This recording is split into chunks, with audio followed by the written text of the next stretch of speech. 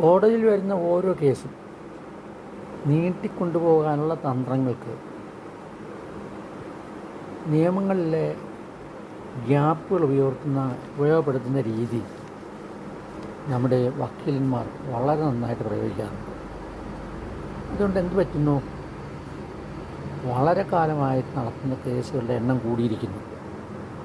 അതിലൊന്നാണ് നടിയെ ആക്രമിച്ച കേസ്. ഏറ്റവും അവസാനം അതിൻ്റെ വിധി പറയേണ്ട മാസമാണിത്. അപ്പോഴും അതിൽ 8-ാം പ്രതി വേറെ അന്വേഷണങ്ങൾ ആവശ്യപ്പെട്ടുകൊണ്ട് ഹർജി കൊടുക്കുകയാണ്.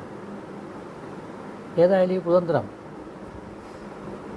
ശരിക്കും മനസ്സിലാക്കിയ ഹൈക്കോടതി